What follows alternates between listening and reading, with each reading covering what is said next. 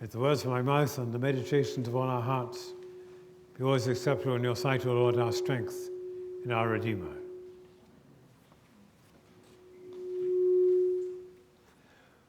We've all been in places of utter loss and devastation. It's either personal and certainly national. The death of a family member, maybe the end of a relationship, maybe the disappointment or frustration of a much cherished hope or ambition. It could be ill health or financial or even a legal matter. The effect is still that feeling that life as we'd known it is over, and the future offers only a bleakness and a remoteness that expects no kind of relief that we can possibly imagine.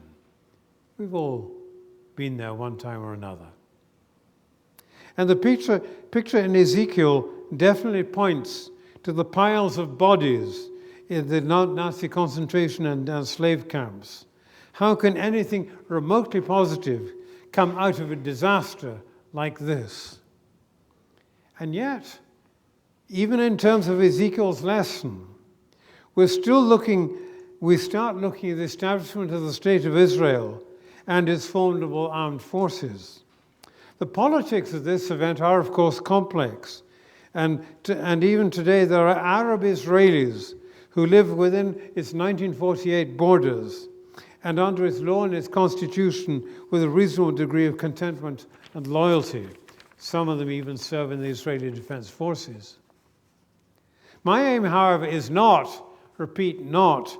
to discuss the state of Israel or its politics, or indeed the peace of Jerusalem, which the psalmist commands us to pray, and which we were singing about as we came in as our processional hymn. But we do pray for Jerusalem without having to underwrite every policy, every initiative, every financial commitment of the government of Israel.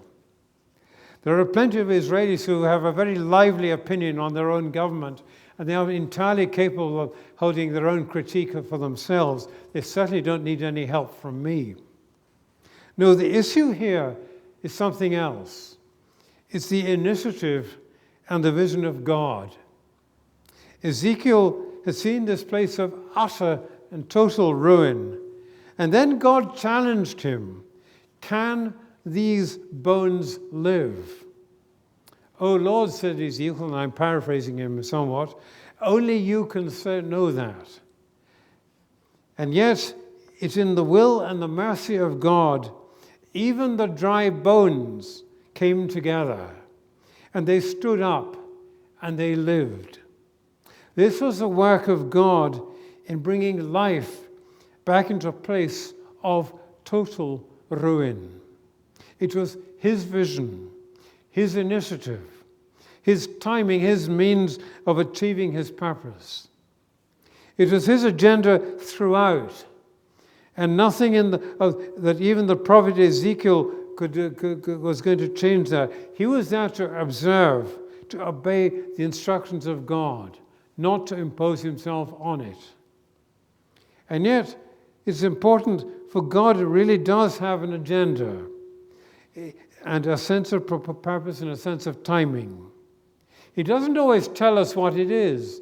Very often he does through the prophets. But it is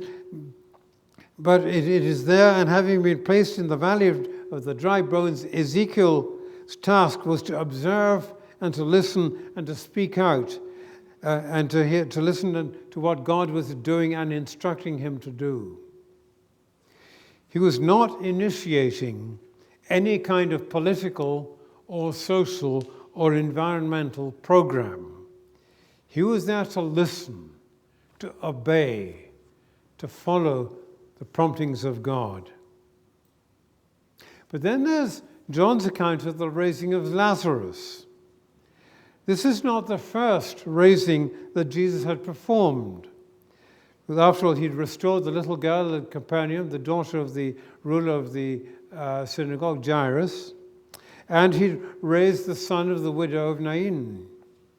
But these were in Galilee, and Lazarus is here just outside Jerusalem, just a couple of miles away. And John, who had connections in Jerusalem, places much of his gospel action in Jerusalem.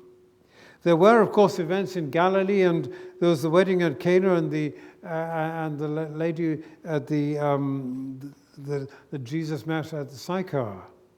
But this raising to life was practically on the doorstep of the high priest and his associates. It was like putting a proverbial thunderflash into their breakfast cereal.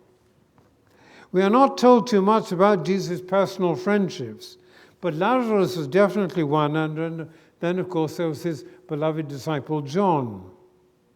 But Jesus allowed Lazarus to die in order that he might bring him back from death. Yes, he does sometimes do that sort of thing to his friends. He leads us into all sorts of situations in order that the resolution of those matters can be seen by others and God may be praised in it and for it.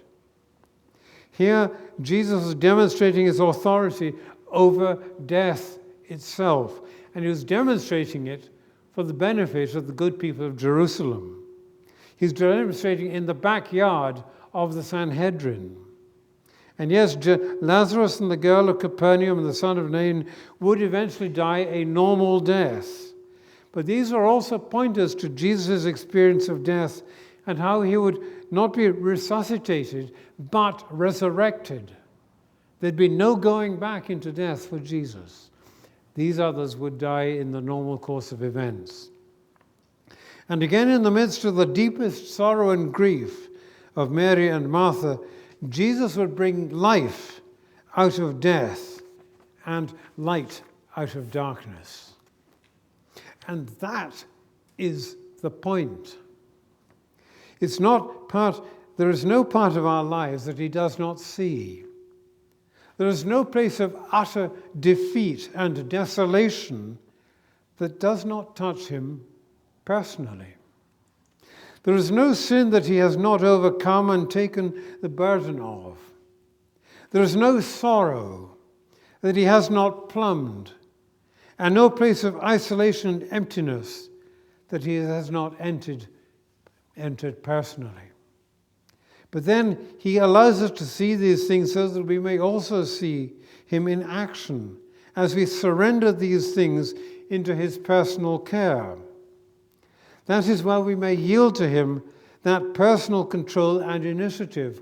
We are no longer in control of that situation. We offer it like a sacrifice before the throne of God. That is part of the sacrifice of praise and thanksgiving. It's when the worship is hard and costly that God is being honored. Too often, it's our desire to keep control, to be that strong person, to resolve it our way, manage it with our initiative, our resources, in our own time and our own manner. But my ways are not your ways, says Isaiah, neither are your ways my ways. And so, yes, Jesus desires that we should name those issues in our lives, especially the ones that we know that we cannot resolve, the intractable ones, and we name them and lay them before him. That rejected hope, that hurt and that insult that still haunts us in the watches of the night, that grief, that anger, that shame. For the Lord desires to move among the valleys of dry bones in our lives and that of the church. He wants the dry bones to come together, to stand up, to breathe, to be the mighty in living according to his promises and his purposes.